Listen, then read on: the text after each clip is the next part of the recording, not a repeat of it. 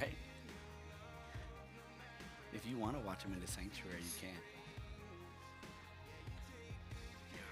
Oh,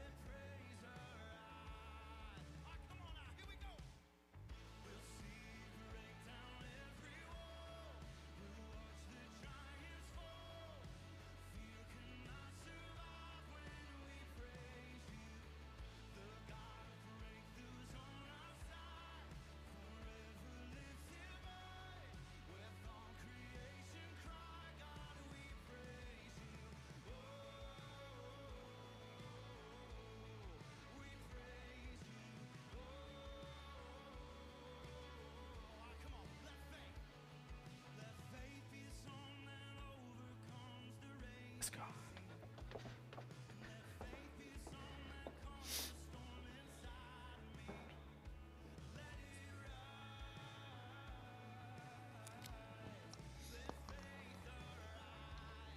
Go for it.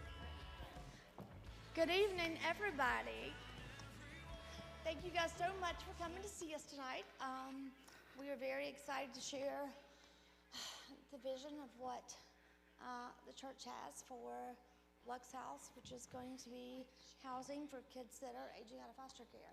It's a group of people that most of the world has forgot even existed, that's never really had a chance to survive, much less thrive, and we want to give them a place to do just that. So I'm going to let Pastor Manny share a little bit, and then we're going to, I believe, watch a video. Yeah. Well, thank you for being here again. This was an interesting week. I forgot, as we homeschool our children, that it's spring break. It's a very important day to recognize that it begins on this Monday. But it's okay. We also have a few watching online, and I just want to say thank you. I understand how valuable time is, and you've chosen to be here. And I know often it's because of relationships and the friendships that we have with you all, specifically with Nikki. And so, Nikki, I thank you for seeing the vision and believing in it and putting your neck out there. That's what it is, right? It's trusting the integrity of the vision and saying, hey, I'm going to be willing to share this with my inner circle, with the network that I'm in. And I'm grateful because as a pastor, I can be involved in a lot of different things and also doing community work within the city of Richmond. And oftentimes we continually hope for individuals that would say, hey, I believe in that and I have the capacity to lead that. And that certainly is Nikki. And so she's translated our vision and has really assisted this in getting legs and building some momentum. We've had the house now for a little over 4 years. We bought the building in 2018, 3 parcels, 18 East Lee, 22, and 602 North 1st Street. So the house is on 602 North 1st Street. As projects are, it takes time to be able to identify what's needed. And at the beginning of this year, our team said it's time to get this house open. I spoke with Commonwealth Catholic Charities. My wife and I have gone through their foster and adoption program, and so we are certified to foster and care for those that are in that space. And during that time, I realized that we had a house purchased by the church that was being used as office space, not by our church, but by the church that was previously here. And it was very clear at that time that that house needed to serve its purpose, to be a home. As we began to recognize the necessity of help that was needed in fosters aging out, it became very clear that now we could utilize that space to help meet this pertinent need. It's been my heart not to chase perceived needs, but to identify legitimate, pertinent needs, and by God's grace and the skill, capacity, resource we have to work towards filling those gaps collaboratively. I'm a bit different as a pastor. I thrive around collaborative tables. I don't need the credit. Our church name doesn't need to be on the house. If someone said, I'll give you exactly what you need to put my name on the house, done. I want kids to be able to have what they need. And it's not just a house, as you'll learn. We're building network community with local gyms. So they'll have a free membership to a local gym to be able to work out. They'll be able to have job readiness training with various organizations such as Jobs RVA and their Jobs for Life programming. I also own my own business, and entrepreneurs will be together helping these students, these children that are entered adulthood, identify what their roadmap to their future might be. Is it vocational? Is it furthering their education through community college or VCU, as there are federal dollars for those that qualify to go to college as well and university? Or is it something else? It's not our hope to be their savior. We're not anyone's savior. It's our hope to help. That's our goal. And not only with that, but also mental health services. We have great collaborations with mental health services within our community that are offering their services free of charge to the youth that are aging to be young adults in this house. So our hope is that this house becomes this family of community that does for them what our families have done for us. I'm grateful to have had a family all my life. I've had a mother and father who have loved me. I say it perfectly or imperfectly perfect, right? Every mom and dad, I'm a dad now. We try our best, man, to not ruin our kids, right? Don't we? We try our best, and I pray off the Lord, do what you can with what you got. Like here, let's figure this out. No one gives you. They got courses, but we figure it out as we go along. But in all of that, they've been there for me, and they still are. I'm 39 years old, and any way my mom and dad can be there for me, they are. And I know that's not the narrative of many. And so how far it should be from me to step in and say, I'm going to give you what you need. I have no idea what these children need, right? But the community, I believe, does. The scope of professionals, I believe, does. And what we can do is love.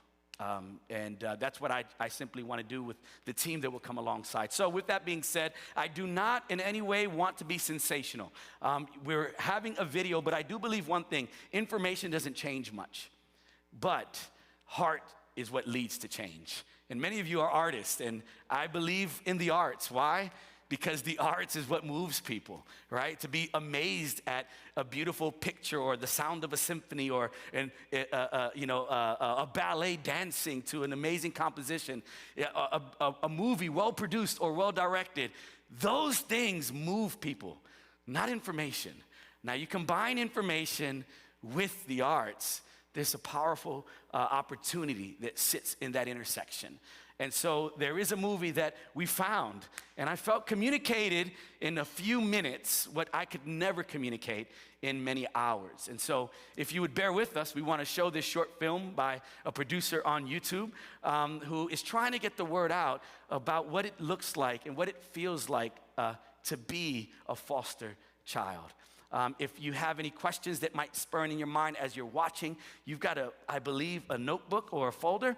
It's got an index card. Write down those questions, because after that, we want to just take some time to process our thoughts and collectively talk about it. And then maybe from the information that will be given of what our goal is for the house and what we've already accomplished, we might be able to come up with some ideas that we haven't thought of, and that might make this house more than a house, but might make it beautiful for these young people that might be moving in. We've had a lot of ideas, so that's, it's a thing. But we also know that there are a lot of creative, inspirational, and motivational, and insanely talented people in the city that can help us get this house turned into the home it needs to be. Yeah. Because these kids deserve so much more than they've ever been given. And we have been blessed with the opportunity to kind of be part of that. So if you're online and you have questions, you can just email them to us. Yes. We'll answer them later. But yeah, we have some creative ideas that some people might think are a little crazy, but we think they're kind of cool. Yeah. And I'm curious to see what your ideas might be as well. And I think it's very fitting that we have this very interesting film with these two sitting here in the front row. Well, without any further ado, let's watch this film and see what it might provoke within us. If you're watching online, please, any questions you have, write them down. We've got a monitor watching for your comments, and we'll make sure that we address those. Thank you.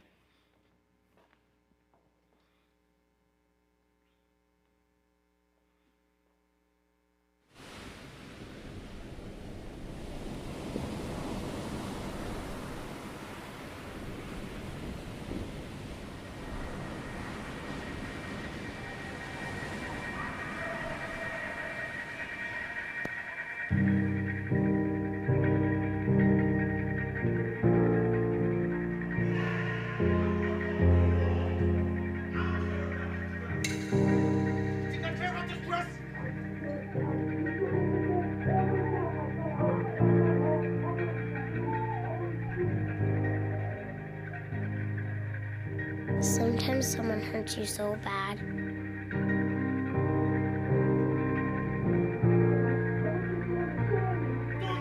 I don't think you understand me. It stops hurting at all.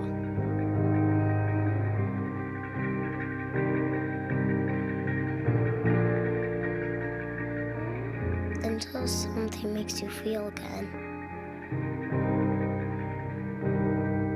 And then it all comes back. Every word, every hurt, every moment. How could you ever understand where I come from? Even if you ask, even if you listen, you do not really hear or see or feel. You don't remember my story. You haven't walked my path. You haven't seen what I've seen.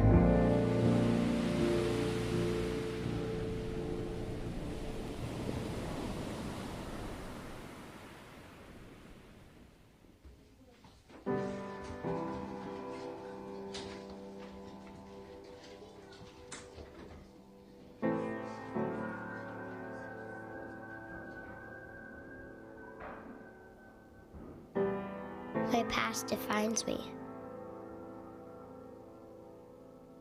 This is who I am.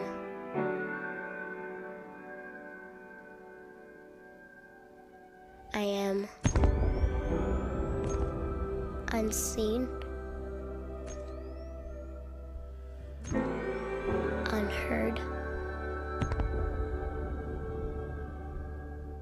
unwanted.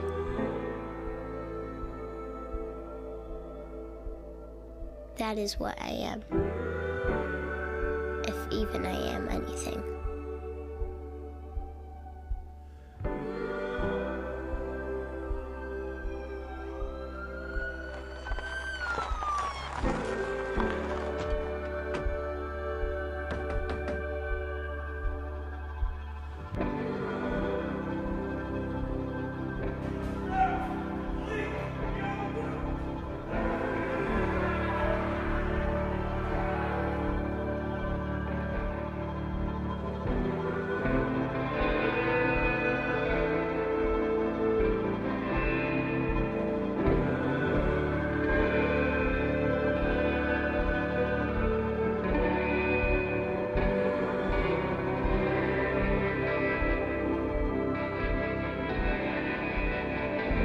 seemed like the same thing that held me up forced me down.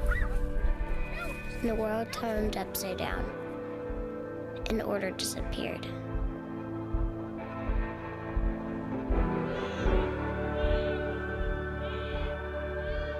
Nothing was how it was supposed to be. And a heavy sadness filled my soul.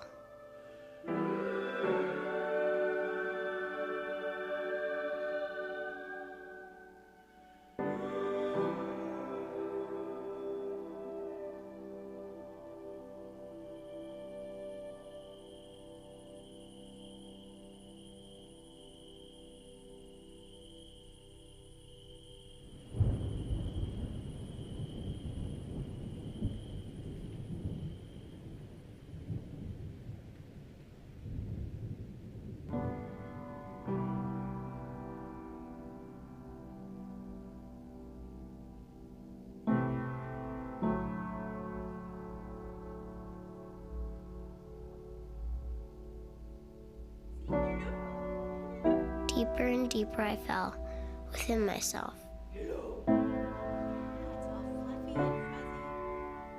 And nothing could draw me out.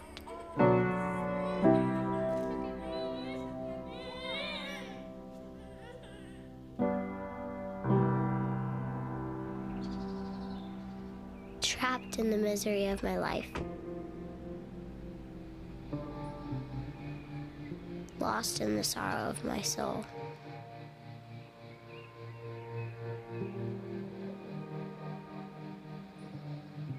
Unable to see the light. Unable to see the dawn.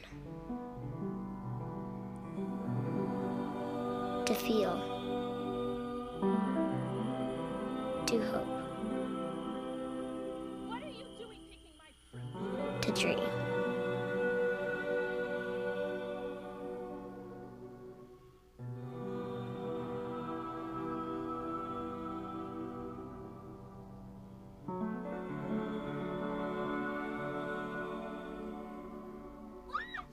And I found the darkest days of my life kept coming.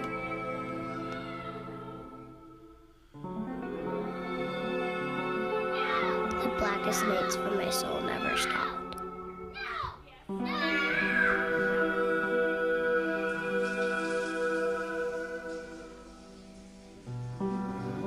It seemed like it was always nighttime and nightmares, and never morning.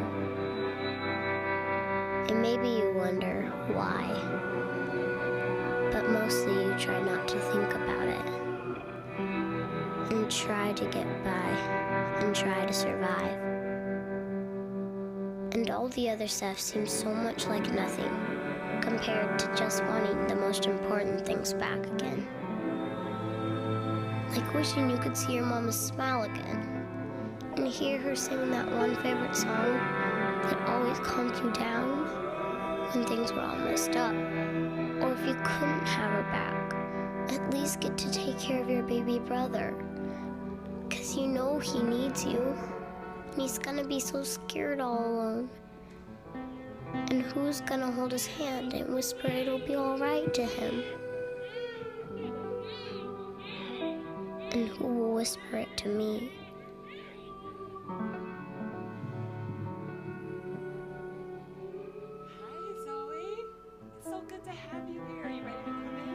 I know I am helpless, dependent, desperate. But what happens when those you need the most threaten your very existence? I've heard plenty of promises, and they all sound the same. But push hard enough, and sooner or later, they all prove to be empty. The sun comes up every morning, but do you know where? Each place, it's somewhere different. It's hard to find east when you keep moving around. But at least it comes. It always comes. I've come to depend on that.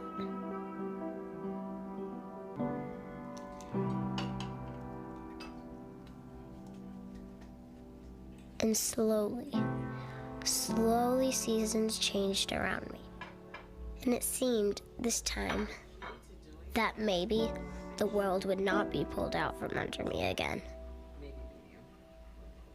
Feet safe, roots starting to grow, little buds of hope forming, slowly attempting to trust this new life. Hey, come on over. Let me show you what I got for you. Got you a gift.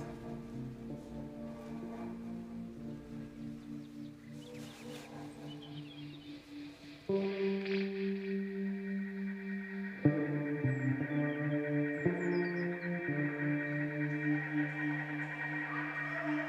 don't care about your dress. You think I care about this dress? I don't think you understand me, do you? I don't think you understand me. I wish someone would tell me it's gonna be Every okay. time I come home, I swear to God you touch me again, I will kill you. Touch me! Don't care about That one day, maybe, I feel normal. That I won't always be alone. That I'll have a mommy who will hug me and be strong for me. Because maybe I can't do it all by myself.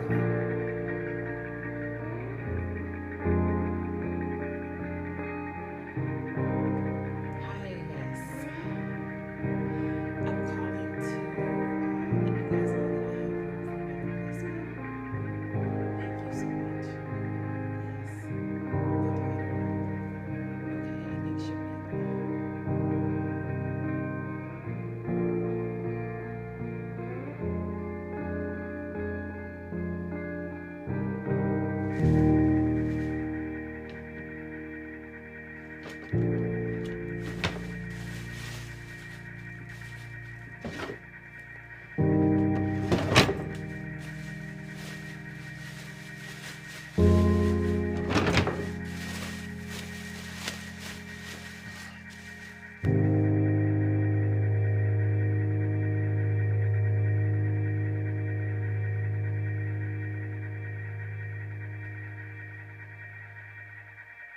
This, my past, my history, my story, is not my fault. It's not because of me. And doesn't have to be what defines my future.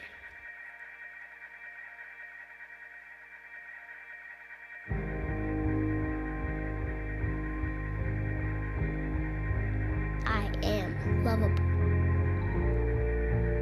I am worthy of care. And that glimmer of light, it makes all the difference. The glimmers of light give me hope that someday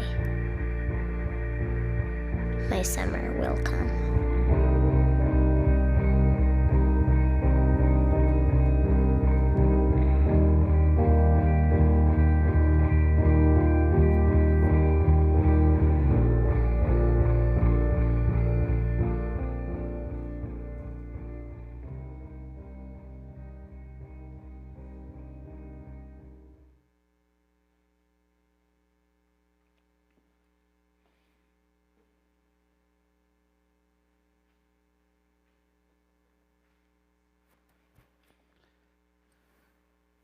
We could read statistics all day long. I've read many. I've met many youth. One that comes to mind will remain nameless because we're live streaming. Was hoping that I might be able to take him into my home, care for him, call him son. And unfortunately at that time, I wasn't ready. So you do what you can. You mentor, you set aside time out of your busy day and you care for, throw the ball, play catch, play basketball, and you hope that's enough, but deep down inside, you always realize it's not enough. And then if you're not careful, that can lead to despair and then throwing in the towel and saying, I can never make a difference big enough, so what's the use of even trying? There's a few more movies connected with this one. You can find them on YouTube, and I can even post the links if you'd like. And continues down the journey of the psyche that becomes the life of a child that is bounced between home and home. I can't imagine as we, for Richmond, a collaborative of over 200 churches that are trying to meet pertinent needs in our city. As we went to Department of Social Services, we love Shunda Giles. She's the director of Department of Social Services. She was our keynote speaker, our first open house a few months ago, and she can't wait for our house to be open. But as we went there, she gave us a tour of the social services offices and the intake room where these young people have their first experience of being ripped away from their home. No matter what their experience was, whether their parents may have been addicted to drugs or there was an abusive relationship, there is an inexplicable bond between child and parent. That even though they know that it is toxic and it's hurtful and it's painful, child still wants to be with parent. For many reasons, they get ripped away and they get taken to this space that is wholly institutional, almost prophetic, speaking to their present what their future will be. Cinder block walls and fluorescent lighting, nothing beautiful in the room, hard flooring, and they leave there with this. A garbage bag in which they rush to get their belongings and throw their belongings as much as they can carry, their favorite clothing, their favorite stuffed animals that they might have a remembrance of what normalcy once was, and they quickly shove everything into a garbage bag. They wrap it, they hand it to that child, and now that child has a message that they will wrestle with the rest of their life. I'm trash. I'm trash. And this bag goes with them, house to house. And I'm hearing Shunda and the Department of Social Services share with us that they want to change that. There's nothing they can do about the situation, but what they can do is brace their impact a little bit more. And they asked for Richmond and 200 churches, what can you do? And so we got together with architects and designers, and we came together and said, we're going to give what it takes to make this intake room beautiful. Their situation is far from beautiful. It's horrific. But at least between the journey of being ripped away from their home and the space in between of figuring out what's next, some are there for hours, others are there for days. They could have somewhere that might, if even a little bit, reduce the blow of trauma that they've entered. And we did, by God's grace and the generosity of many with enrichment, in-kind services, as well as financial gifts, we were able to turn that place in a few short weeks into a beautiful place that had bean bags and soft edges and color on the walls, got rid of the fluorescent lighting and the cinder block wall, and it's amazing what fabric can do, right? They put fabric on the walls to soften up the space, and now these kids had a closet that they could pick something that would be theirs. A stuffed animal, a toy. Now their journey ahead would still be difficult. But at least in that instance, they may have felt, at least that's our prayer, that someone cares. And we get rid of the trash bag, and we give them a nice backpack. A backpack that they choose. A backpack that at least may bring forth a little bit of dignity in the middle of this unspeakable trauma. Like I said at the beginning, I could talk about statistics all day. 23,000 kids age out of foster care every single year, never having found a forever home. 70% of kids in foster care, they want to go to college, but I don't know if you remember, I remember One, I thought I was going to get a full ride scholarship to play baseball. Well, scouts didn't think I was that good. I did get a scholarship to play at other schools. And I had to spend that time wrestling with my own broken pride and the other side of that reality that says, all right, baseball, education, where are you going to go to get both? And I don't know if I could have done that without my mom and dad. I probably would have said, I'm not going anywhere. I'm going to give it a go. I'm going to go try to make my own path, and I'm an adult now. I can figure it out. How hard could life be? But I had not only my mom and dad, but I had a community around me that was encouraging me, that was loving me. I had a few men around me that threatened to beat me up if I made a stupid decision. Lovingly. 3% of kids who age out will earn a college degree. 70% want to go, 3% actually go and complete the process. One of which we met not just a few months ago, Anna. Anna, if you're watching, hello, we love you. Her story is her story, and I can't say anything to it other than it is unbelievable.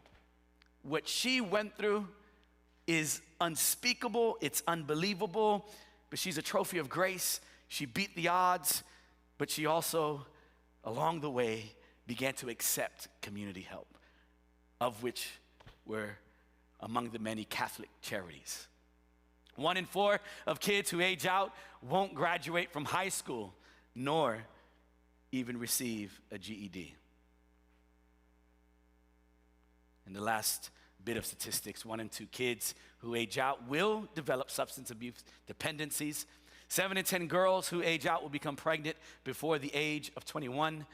60% of boys who age out will be convicted of a crime, and more than 40% of kids who reach 18 while in foster care were in the system for more than 3 years. These statistics are staggering.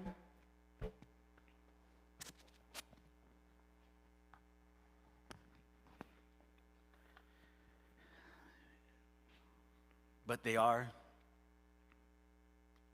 true. And so, what's our hope? Our hope is that we might be able to do what we did in Department of Social Services. In Department of Social Services, it was a room, an intake room. What we're trying to do is we're trying to do the same at a larger scale. It's amazing what you can learn in a micro and just, bring it in the macro level. If we did that in a room, what would it look like if we converted a house?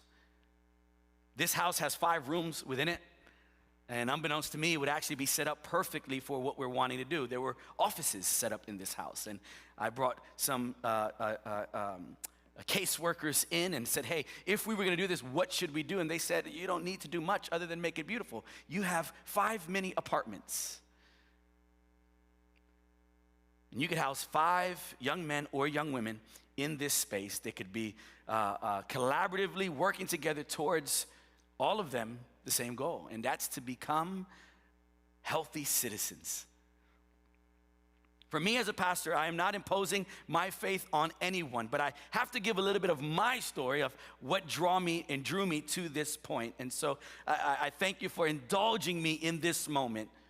In James 1:27, it says that religion is pure and that is undefiled before God is this, to visit and care for the widows and orphans and those that have been in affliction. The vision of this house was birthed the moment we walked into 602 North 1st Street. And this, which I'm reading, is right in your folder as well for future reference. We knew that this house wasn't fulfilling its intended purpose. A house is to be a home, not an office. And so instead of utilizing that space for our own central offices, we said, no, we're going to leave it empty until we're able to figure out how to accomplish the goal of making this house a home. And here we are today. LUX House will serve to care for those that are in foster care that have aged out of the system and unfortunately have not yet found a forever family that can assist them in their adulthood journey. LUX House is to be a place where family doesn't have to be genetic. I don't know about you, but even in my life, I've had friends that I call family that are not biologically connected, but man, they might as well be. Does not have to be genetic, but it will be where real loving family can be created with God's love and the support from not only Lux Church, but the entire Richmond community. I want to be clear, it is not our goal, nor will we proselytize in this house. Everyone has their own journey. Do I have a belief of what is truth? I certainly do. If not, I should not be a pastor. That's just a fact. But beyond that, I know that my faith declares that God is love, and that love is this Hebrew word or Greek word called agape, and it is without expectation. To love with this agape love is to love without any reciprocal expectation. And so our hope for this house is that yes, that they might see the love of God, but simply how we love them without expectation. How far would it be from us that they would begin to see in us what they've seen so many other times? That the only reason you have me here is because there's something for you to gain. And we don't want to compound trauma. We're trying to, by God's grace and the help of community, we're trying to be a part of the healing process. We already read the statistics that you'll have in your folder. And what we find again, lastly, in Scripture is that all waiting children have a father. We see this in Psalms 68:5. That there are children who have been orphaned and that this is an injustice. That the people who care for orphans are blessed, and that the people of God are to share in our resources with the orphans and widows. And the reality is that we need the community's help to make this house a home, to give kids a chance to become successful adults, and to give them hope for an abundant future. So this is our hope for Lux House in a brief nutshell there. So without any more to say, we've had a emotional time with the film. We've had some statistics overarching. We can get more nuanced and detailed, but tonight's not the purpose or the place for that. What we want to do now is answer any questions that you might have here or online, as well as possibly brainstorm. And maybe you have a knowledge base in this, fosters aging out of the system, that you would say, hey, have you thought about this? I'm well aware that there are blind spots that we have, and the only way we can address those is by inviting the vantage point of others. So this is that time that we might be able to put some things on the flip chart here as we look to make this place the best home that it can be for students. And by the way, there are students ready to move in. Commonwealth Catholic Charities has already spoken with us that we've signed a memorandum of understanding, and they've said, Manny, please, as soon as you get this house open, it's perfect. It's on the bus rail, right? So many of these kids have yet to find transportation, and their way of getting to where they need to get to will be, if not through mentors, but it will be through the bus route as well. And being in an urban area, there's access to much of what they will need, whether it's technical schooling through Richmond Tech, whether it's J. Sargent Reynolds, which is literally, I think, less than 10 blocks down Lee Street. And of course, VCU is less than 10 blocks going further up past Broad Street. And so what they would need just seems to be a great location for them as well. So with that being said, Nikki, do you have your mic? All right, so I'm going to allow you now to lead the facilitation, and we can go from there.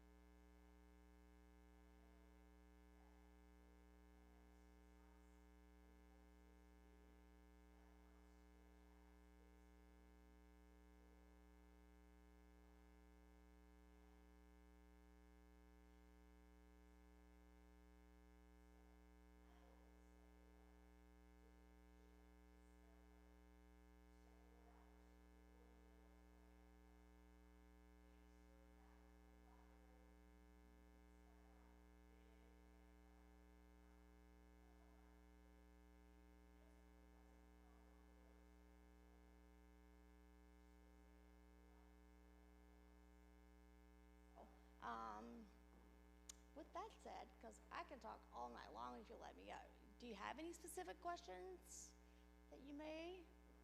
Yeah.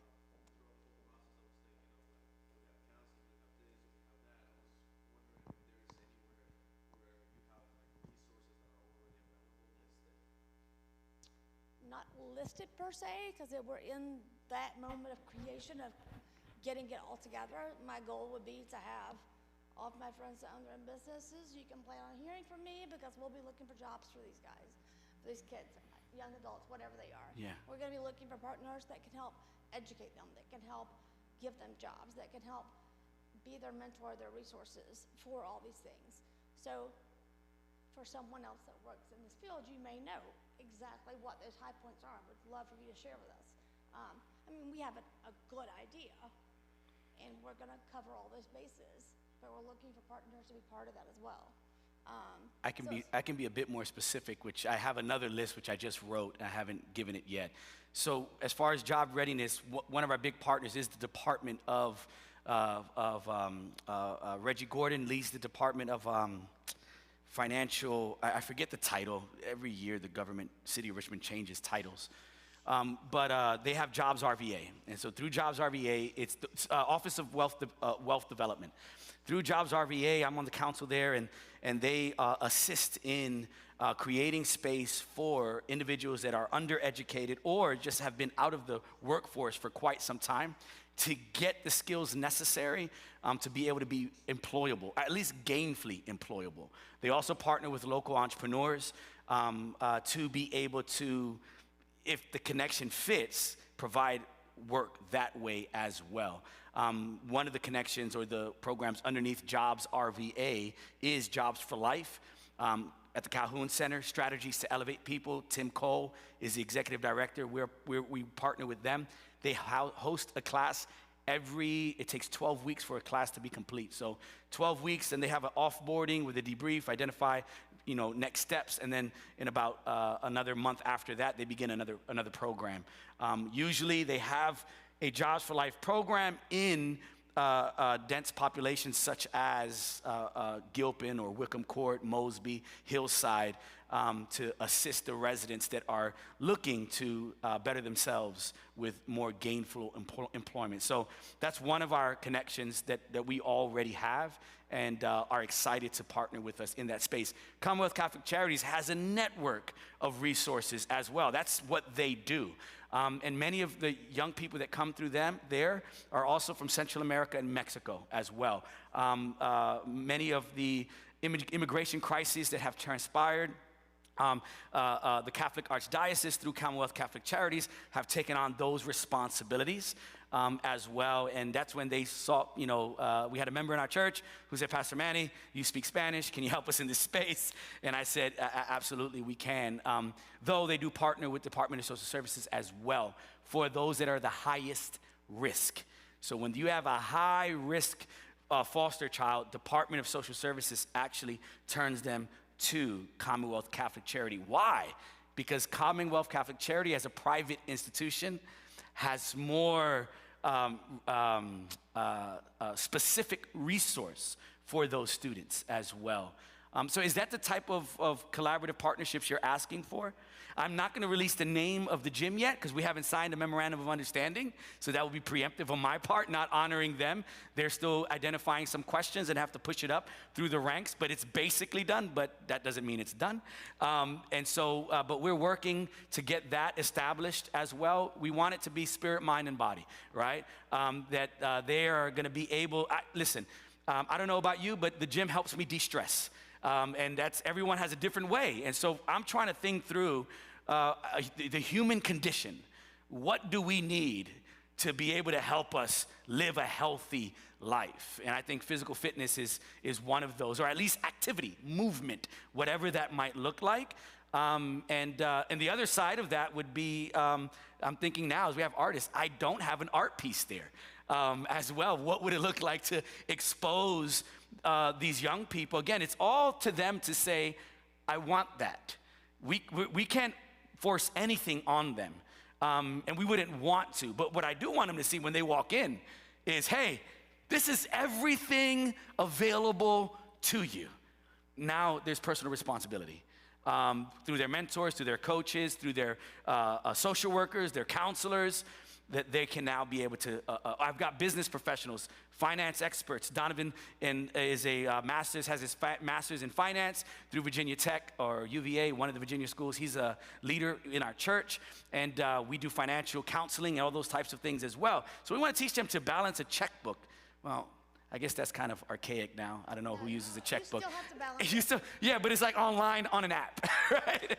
And so we want to teach them the basic things of what, what does it mean to save money? What does it mean to have a bank account? Do you know how to open one? And all these things that we often don't even learn those financial skills in school, unless you're a finance major. You're supposed to learn those things at home. And so on the financial side, we've already got partners who are, and the main thing I want you to know is, we're not looking for people that are not credentialed. So, I could teach someone, hey, this is how I do it. I don't have my master's in finance, right? I go to Donovan when I've got financial. I want to invest. I go to somebody who has those expertise. And I don't want to be a church, a pastor that moves with altruistic goals. And now you just pull everyone in that actually ends up hurting because they don't have the skills necessary to really lead them on the most efficient path forward. And so that's something we're wanting to make sure of, that if we put somebody as a partner in this space, that they actually have the credentialing necessary to speak to whatever we're asking them to speak to. So does that make sense? Is that along that line?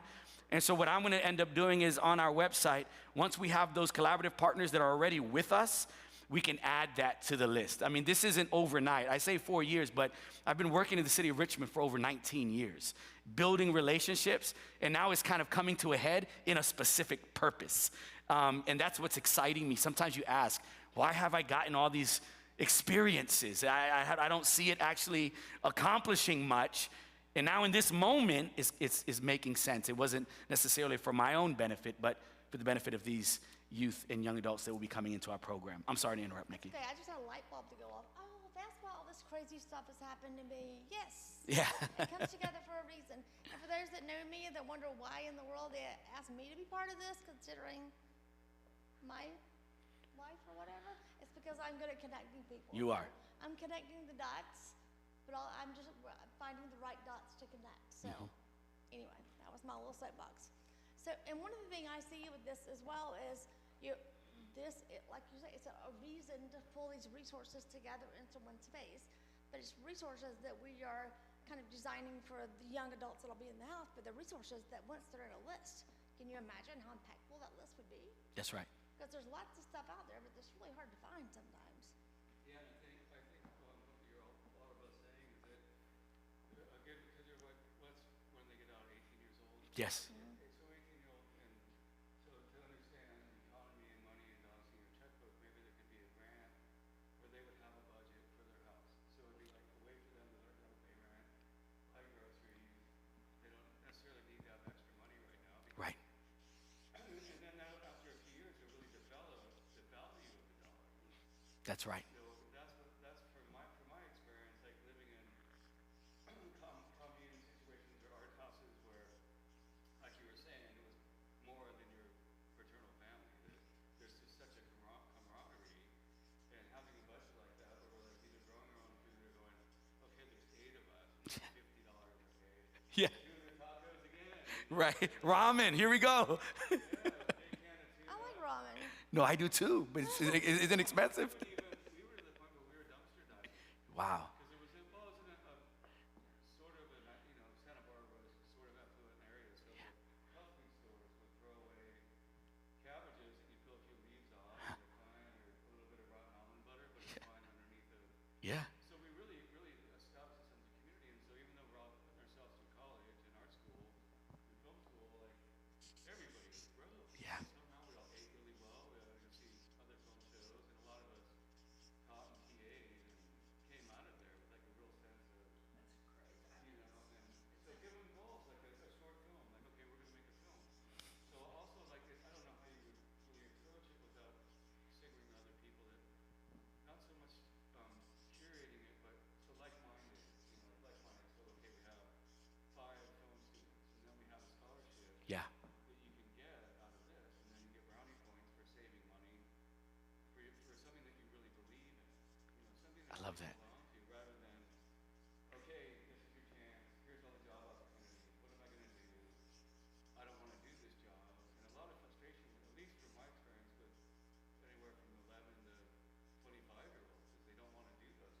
and they'll find other ways to get by without having to have a job.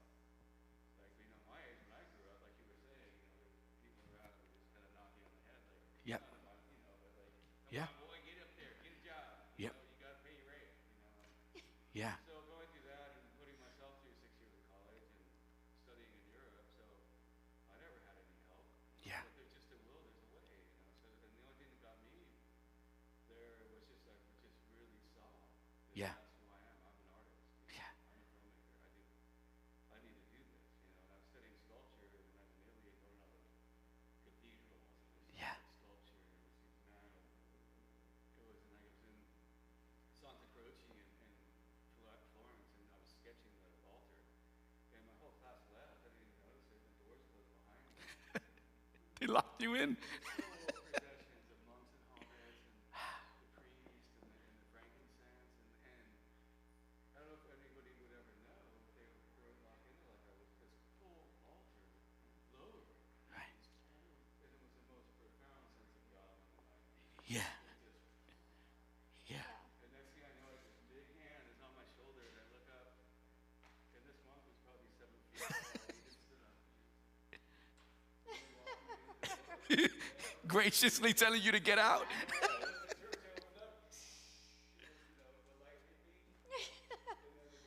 That should have been on video. So inspire these kids and really give them motivation. I love what you're saying because, first of all, the budget and tying that in, I think that that's empowering. It's something they can budget for, even if the money is probably not very expensive, and you guys have like a structured program that they budget for. Some budgets are simply left over from their savings. Because when I think about these kids, and I know for all of us who've been through some kind of trauma in our lives, everything's been taken away. So that concept right there is immediately giving them something back that's small, that's theirs for the first time because everything's been ripped from them.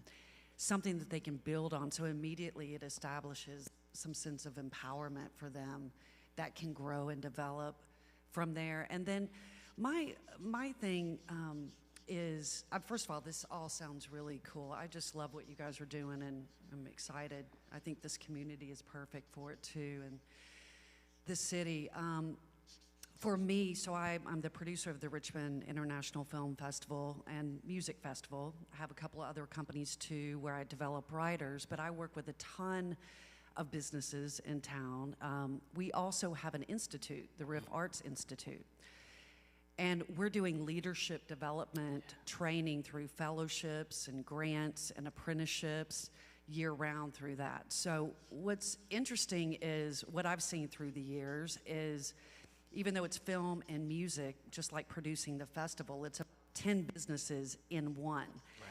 You could be doing everything from finance to graphic design to producing in a day to, writing copy to communications and everything. So there's so many different facets within the arts industry itself, at least in what I do. And with film, it's the same way. It's like all these businesses in one. So if you guys can capitalize on connecting, I think, with lots of different organizations like that, then there's potential for them to learn like 8 things at once.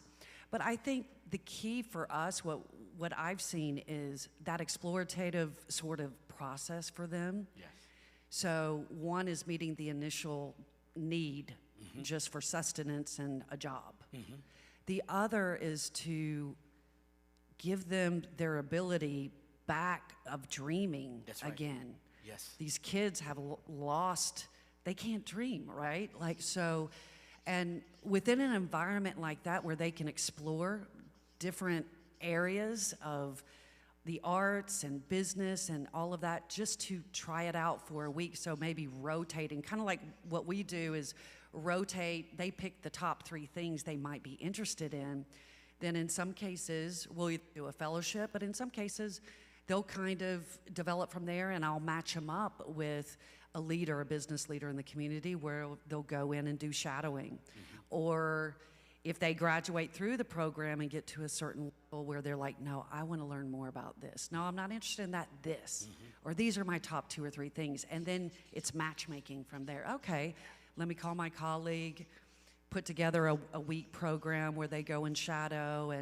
And then as it builds, it gives them something to work towards too, in a structured program where it can lead into an apprenticeship or a fellowship or grants to produce a project, and it just, blossoms from there. So, and it sounds like you guys are looking at various organizations in the community. So I think strategically kind of aligning that and somehow setting up an initial structure plan where it meets the sustenance level, needs, and dreams. Yes. Okay, so over here, we're going to cover these 3 cornerstone areas, and over here, these 3 for just dreaming and exploring and discovering themselves maybe for the first time, right? And because over here, I mean, you got to have both, right? Like that budgeting thing, that's empowering, and they need that. They need to rebuild their self-esteem, and that's something that's theirs that they can start a savings account with. But over here, it's rediscovering themselves, and so I think going and doing both from the onset, when you pull these kids in, if you can somehow identify a plan that includes all of those things from the start, week by week. Week 1, we're going to introduce you to this. Week 2, this. Week 3, week 4, and then you choose from there where you want to go. We're just going to introduce you. Yeah. That kind of thing. I'm so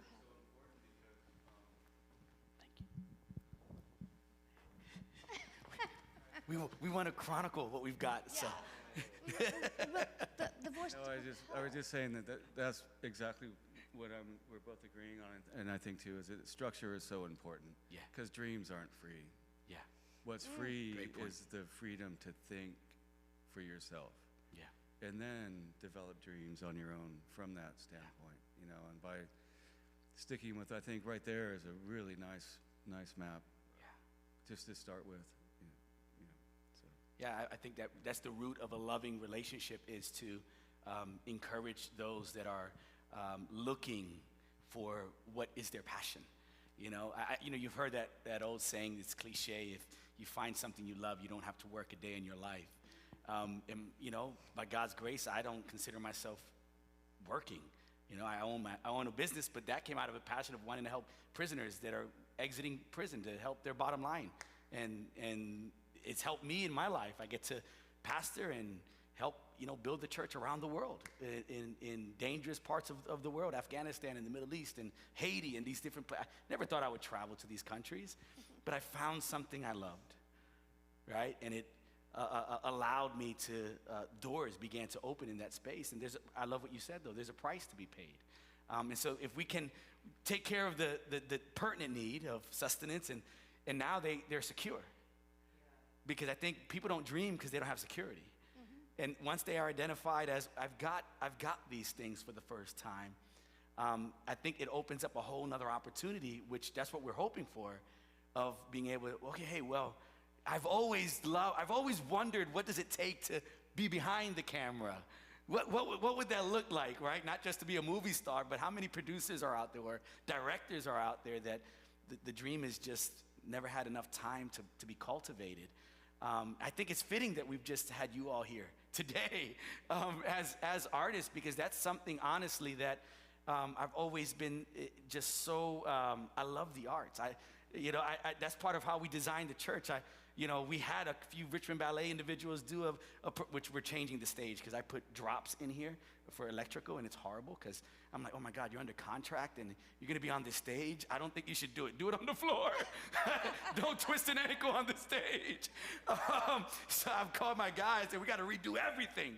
But it's this idea of, I was doing a series on awe, and I began to just do research on the things that are amazing in the Sistine Chapel. It seems you may have seen it already.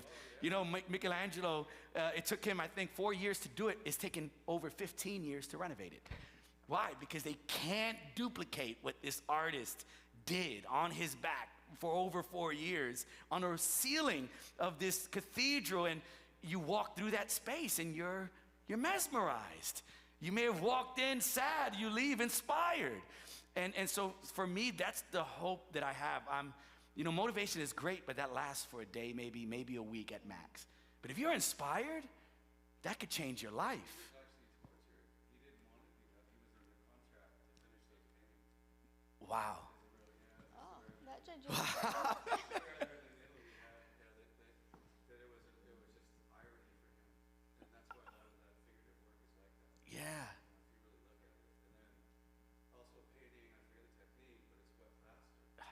So you put wet plaster and you can only paint in certain areas and you can't stop. You got to keep going. So just the amount of energy that you put into that. From great suffering, oftentimes comes great art.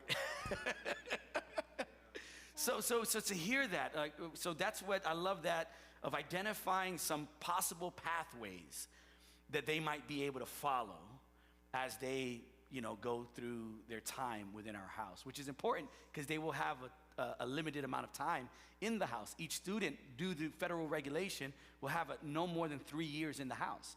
And so within that time, they've got to be able to be self-sustaining and self-sufficient, where they will reach the age of 24 where they no longer will receive federal funding, right? So until that age, they have support if they stay connected with the agencies that they are connected with. So we have a window of time that we can do the most amount of good to help set them up for their, independent adult years. Absolutely. Absolutely. Absolutely. Yes. Y'all have no idea how happy I am right now. That's exactly what I wanted to happen. Yeah. An exchange of ideas and creativity and sharing. It's amazing. And I'm a big believer in the arts and creativity and how it can really propel your soul into something powerful and amazing. I mean, music is like everybody's fashion, art, all of it. Yeah, I'm sorry. Yeah. So we're learning about, no, I was going to ask really quick. Yeah. Just to really focus on the dream. Yeah. Right? And the biggest way to get that is through structure and education. Yeah. And get some kind of narrative going on where there's freedom to read what they want. Yeah. Find your dream. Follow your dream. Because false dreams are the worst dreams. Yeah. Love it. Thank you. Thank you. Clarissa, good to see you. Good to see you.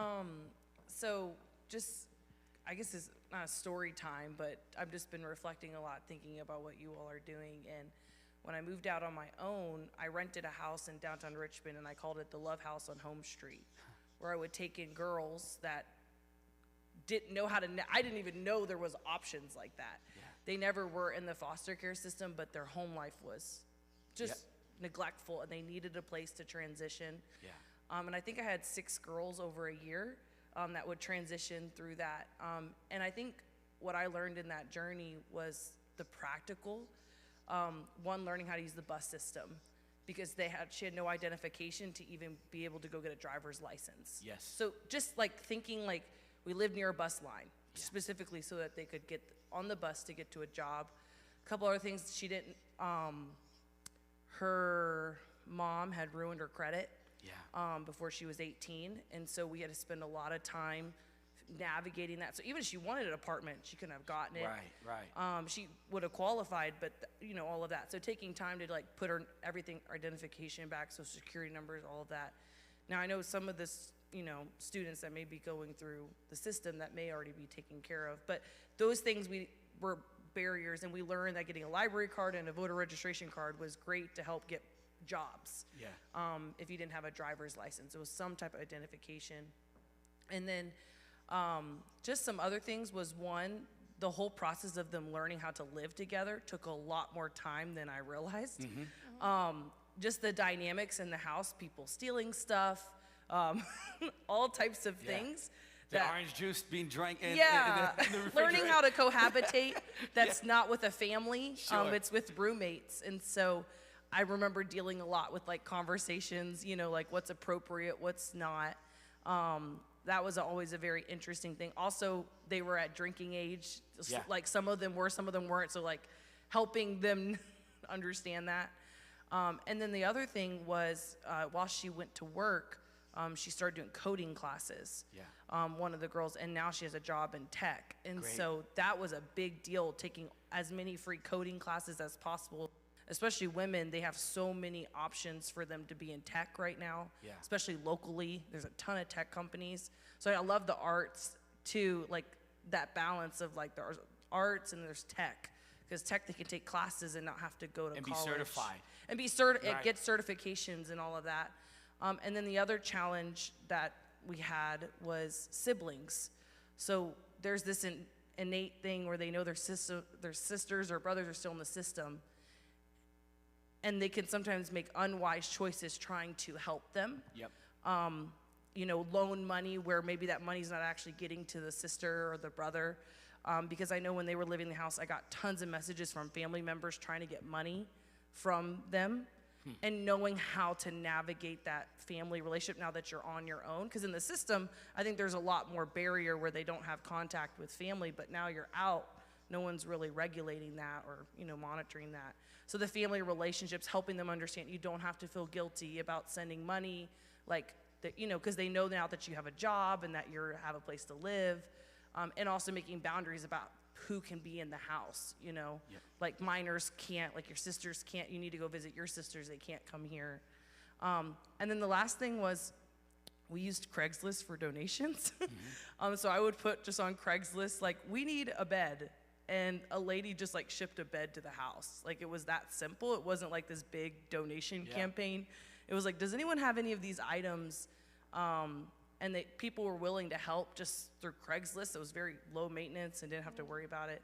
So I think like simple things, like sometimes we overthink it, like it's very simple, and that was helpful. And I'm still connected to that lady who sent the bed randomly, but she's funny.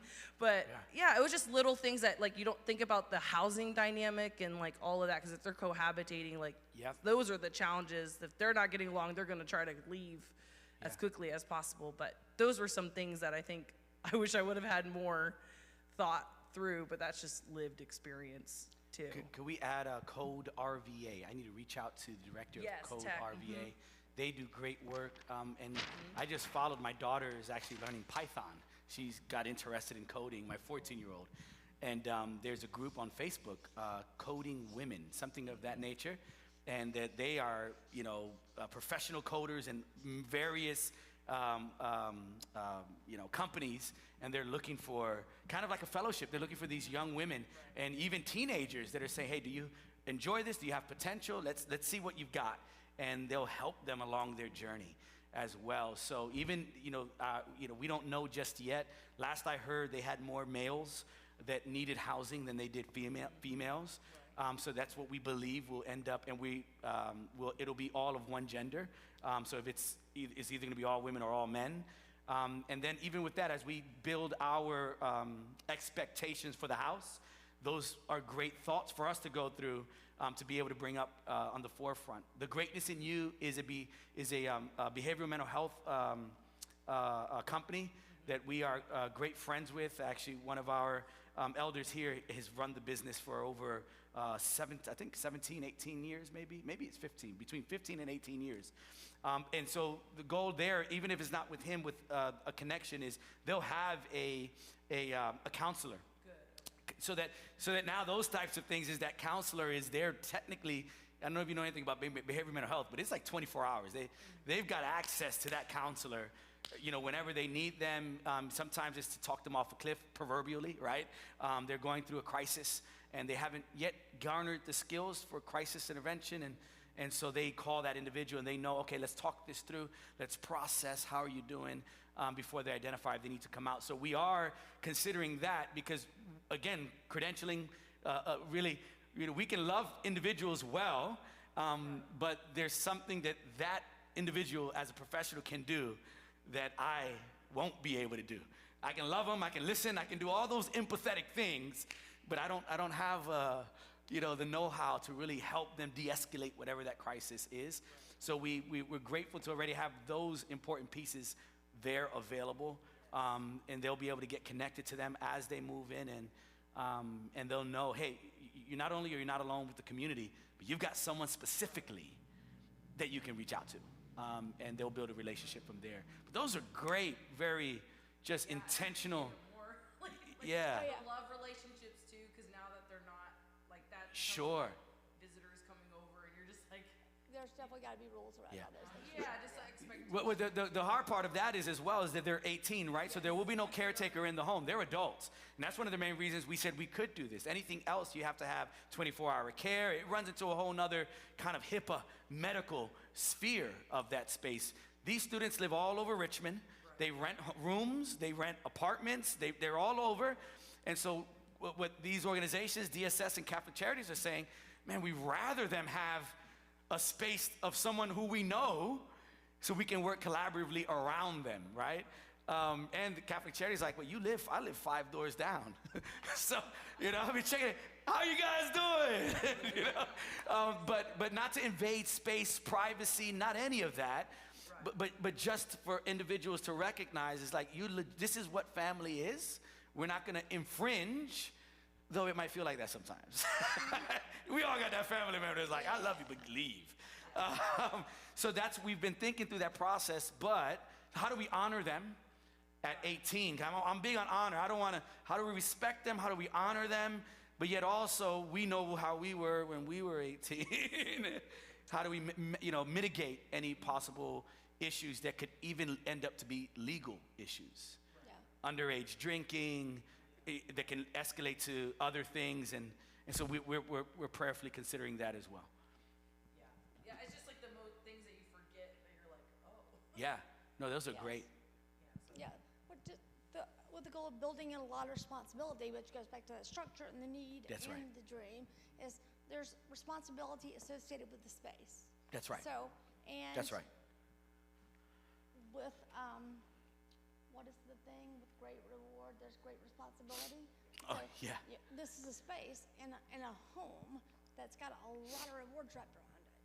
But there's gonna be a lot of people that want to be in that space and that want to do everything they can to have a better life and succeed. But there will be responsibility wrapped around that. If my children are watching this, I've never made you be that responsible, but hopefully you'll get there one day. Yes. I was just, it seems like it's going to be a tricky thing. I'm curious how you guys are planning to navigate that, because when I think of 18, now I went off to college at 17, Yeah. which lasted 6 months, and then I was touring with some music band at that point. But I think when I look at the average kids these days, I mean, they have RAs when they first go to their freshman year of college, right? It's not, unless you were like used to living on the street and taking care of yourself, which I know there's that too, but there's gonna be a need for some sense of like, That's the social worker. oh, you have a social worker. So that's why we were doing it through Catholic Charities and not DSS. Once you turn 18 with They DSS, come because into- they're not private, right? They're government. They're released. They get money and they can do what they want. And that's why we didn't go that route. Because it's a private organization, they can be kicked out. That's why we went with. So we have our own regulation for the house, right? And we have our team that will be maintaining and checking in, and all of this it'll be all up front. If you want, because we know our house is gonna be better than anywhere else you live. I know that without a doubt, right? And so now if you want this opportunity, we're going to honor you, we're going to respect you. You don't have to take advantage of anything we have for you, but what we do ask, what Nikki said, you respect the house. And how do you respect the house? You're gonna sign a lease. So I'm in real estate. I own rental properties, right? Most of them are managed by, will be managed by property management. But I know what it takes. I know the state law concerning a house. It's not our goal to kick anybody out. We won't have to. That's the partnership. There's gonna be a lease. They're gonna read the lease. We're gonna sit down with them. It's gonna be a very simple layman's terms lease. Oh, respect the house. This is what you can do. This is what you cannot do. Do you agree? Right? We agree. We're gonna shake hands. You're gonna sign the dotted line, and now we'll hold accountable. And our goal is, we know they're gonna mess up, right? It's going to happen, and that's part of lessons being learned. But the reason we are encouraged by this is that it is a collaborative partnership with Catholic Charities. So they still have to have appointments that they have to meet with their social worker and their caretaker. They also have a mentor and, with our partnership, a behavior mental health professional. So when I think of wraparound services, which was a real important word in the industry of human services for the past 20 years, and yet it's been very difficult to actually have that happen, we have an opportunity to legitimately see wraparound services in this house that we couldn't do without the partnerships of these extremely effective organizations. And so we're providing, for me, a great partnership is each individual has something the other needs. We have the home, they have the expertise, as well as those that need the home. And so we're not trying to do anything that we don't have.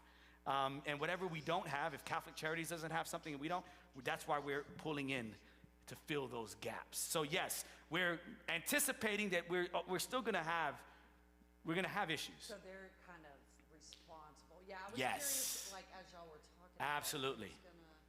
where are those lines? But no, that makes perfect sense. Yes. That's great. I could really envision a mentor in the house. Yeah. Somebody to look up to, somebody that's been there, done that.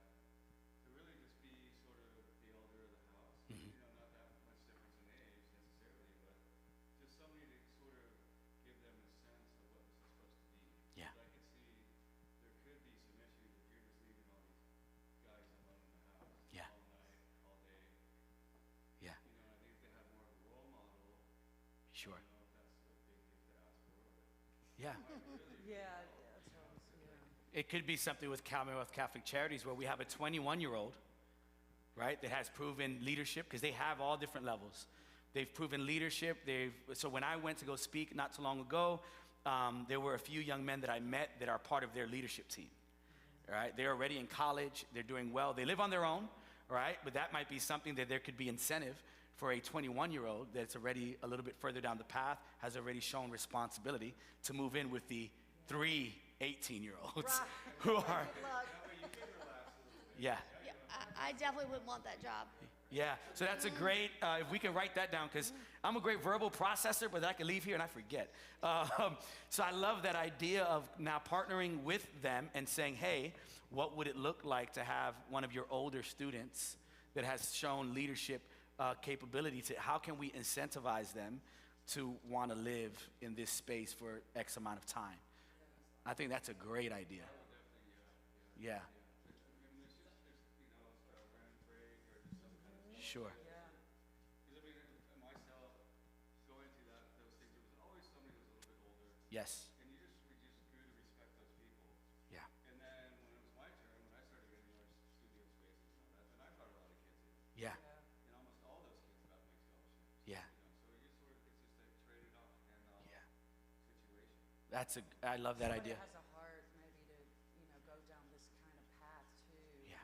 with her career. And so many of them do. So the story of Anna, she's now a social worker. Yeah. I mean, she has her master's in social work. She's doing amazing. She just got married. We were friends on Facebook. Her and my wife just hit it off, and now she's doing this work. But before she was doing the work, she was a kind of a mentor to the younger girls as well. So The environment, I think, that's everything. Yeah. Me having now a 22-year-old, I can tell you younger people, it's everything. yeah.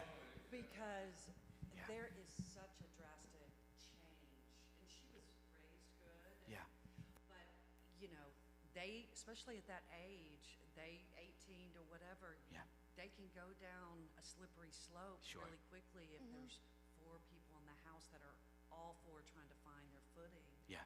You know what I mean? So Yeah. I really, And the negative tends to follow the negative. It's really easy to pull. It's much easier to pull somebody down than it is to push somebody up. Yeah. So it's and it's also that giving that structure to the household. There's like the team lead. Yeah. That eventually graduates out. You may have someone that they build up and they bring up to them. So yeah. Go ahead, Daniel. So after this question, unless it's, yes.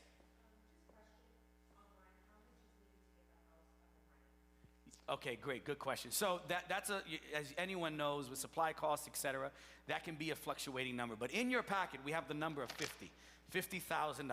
Now, we got the roof done, and that was already almost a $10,000 ticket. We had an issue with this side. Our molding was deteriorating on the right side, and our education wing was leaking everywhere. So we got all of that fixed, and we asked the roofer, hey, could you throw in the house?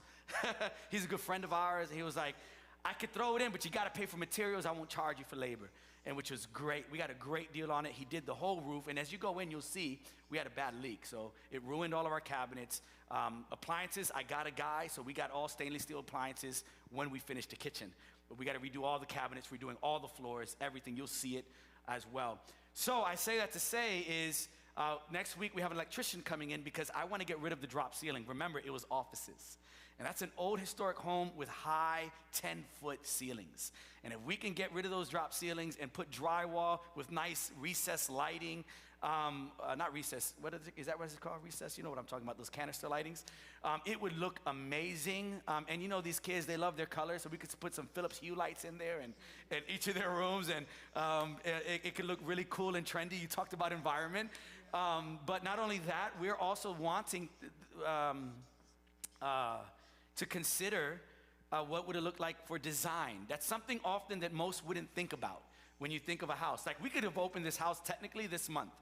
We have enough skill in the house. We got a connection in Home Depot to get to what we need, and we could have, elbowed it together and got it out, but it would have, you'll see, it wouldn't be nice. And so for us, we wanted to take some more time to consider design. And most of these young people have never had their own bedroom. Most of them have never had their own desk. I'm in my MDiv program, and there's something that happens when you have a sacred space that you can go to. When I gotta write a paper, when I gotta think, when I gotta process, I already know. I got my noise canceling headset, I've got my space, and it just sets me in this mood of, I'm gonna do good work, right? And most of these kids have never experienced that. And so we want for them to experience this. I don't wanna assume or overgeneralize, but many of them, I'm sure, will be the first time. So we're wanting, like you talked about the bed, right?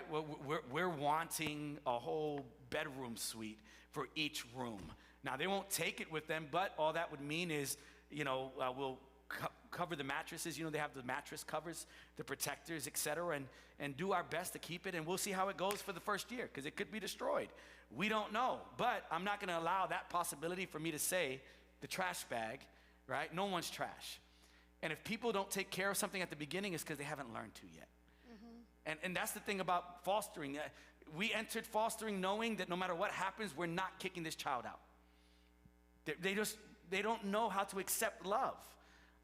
And so, like I said earlier, there's a book that was written when helping hurts, and I don't want to be on that side. And so if someone breaks a bed or they break a desk, they get angry and throw something across the room. I haven't gone through the trauma that they've gone through, and I've thrown something across the room. And so I think when we train our volunteers, they're gonna be trauma-informed care, trained, right? The question you ask is not, how could you do that? It's, what have you gone through that caused you to believe that that was okay? We start from a different position, and I'm gonna guard that house, that no one will be around that house that does not have that mindset as well. So we are anticipating from the get that things might run the risk of getting ruined. They can be replaced, but that child's life can't. And so I'm okay with that, and we're gonna keep striving to believe that the finances that need to come in so that it's not only open, but is designed well, that they would be able to really come into a place and be like, wow, this is, at least for these next 2 to 3 years, this is mine? Absolutely. And I wanna teach them legacy from the beginning, right? This is yours, and depending on how well you care for it, will be also the opportunity that someone else may have to experience what you've experienced as well. That might take time. We don't start with that. All right, we don't want to say this is yours and then, by the way, think about giving it away. We don't. But it's time where, when appreciation and thankfulness sets in, it's the natural byproduct that we start thinking of legacy. So $50,000 is the electrical that needs to be done. HVAC is a 30-year-old unit. I don't know. It should have only lasted 20. And so we've already got the price for the HVAC. I got a partner. He said, Vic, this is what we can give it to you for. So that's in the price tag, HVAC, a new one. Also all the plaster, all the drywall. We need a new bathroom added because we only have one full bathroom. And I actually don't even like the one that we have. So, I want to actually redo both bathrooms. Oh, yes, sir. Right? It took me a second. To the left, all the way down, last door on your left. Yep, right there. Yep. And then make a left, all the way down.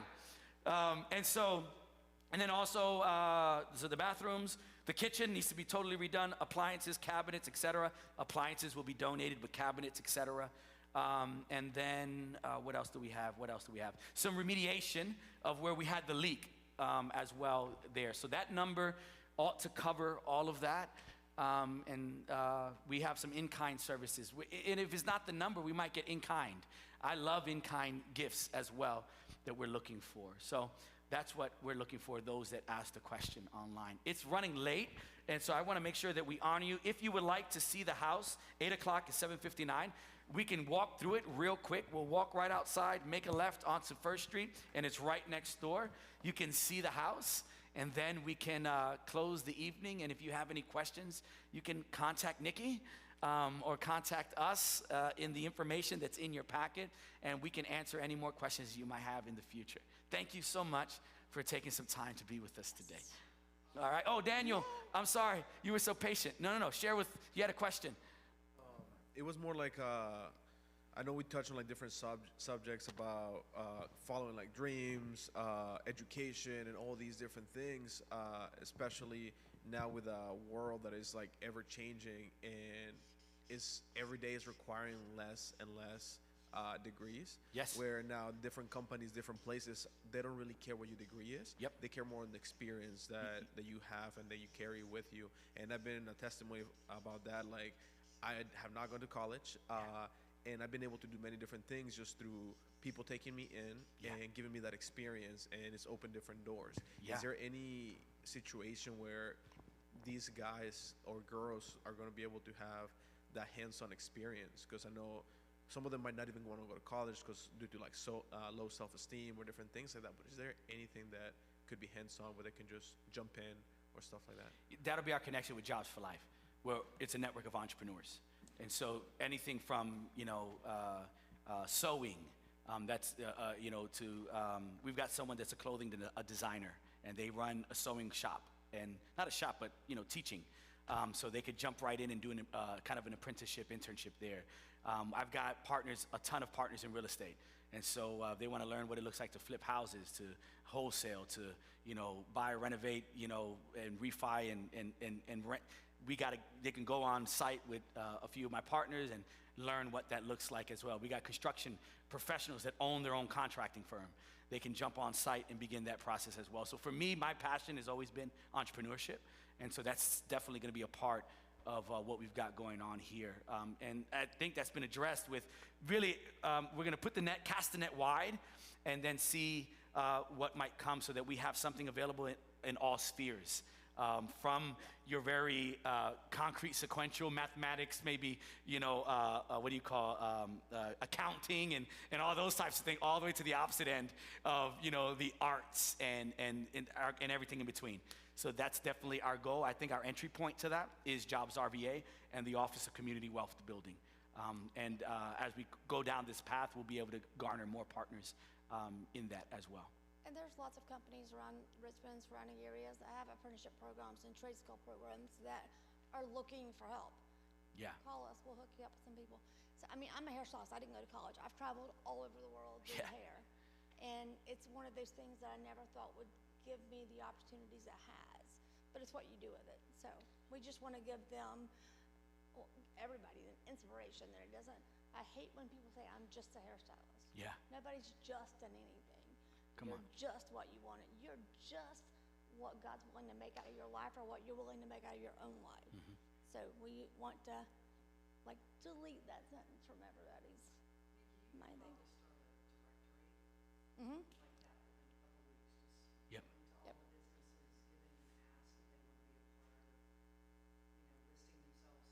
Guess you just gave me another job to do. Yeah. You could probably get it so quickly, but Yeah. Yeah. to be listed as internships are available, Yeah. right? There's that criteria, contact, but like, there's so many different types Yeah. of businesses. I know you guys could probably get 50 right off Yeah. the bat. Yeah. When, I got the beginnings of one of those already started, so And even this just hit me even now. I'm thinking of I remember your story of when you were in California and you took them out to different areas. When I did work with the Richmond YMCA and community development, we would do the same thing and just expose these kids to things they never seen before. We would do whitewater rafting on the James and show them Jimmy Dean's house and, different areas, Hollywood, cemetery and the history there and all of that. And, oh, wow, this is amazing, getting them out of their environment. What would that look like if we also had generous donations of a few, ballet tickets, right? Or do you? Yeah.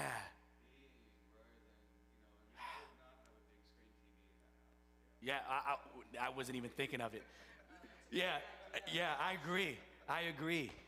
Yeah, because most of them, if they want to watch TV, you'll have your phone or you can buy your own, because their room is their room. But I agree with you. I agree with you. But so I'm just thinking like that. I wouldn't have thought that. tickets like that, Yeah. to choose one thing a month, Right. rotating out, that would be amazing. yes. Yeah. I remember. Love that. Yeah. Well, look. So our friends Can I go too? before our friends had transfers of their contracts, they invited us to the Nutcracker before COVID, and that was my first time. I had never been, and I tell you, and we had great seats right behind the orchestra pit, and I tell you, it was something. It was surreal just to be there, and having never experienced it, and me, a city boy from New York City. I'm doing all the time. I'm doing something, and I just got to sit there and, like you used the word, just being in that moment, which I'm getting better at, being in moments, not thinking about the future or contemplating the past, but being present. It was amazing, and I was just so thankful that they thought of us to say, hey, we want to invite you to be, and to see this. So I think what might that look like for these kids as well. So. Yeah. So let's take you out if you can. We can do a quick walkthrough. And again, I thank you.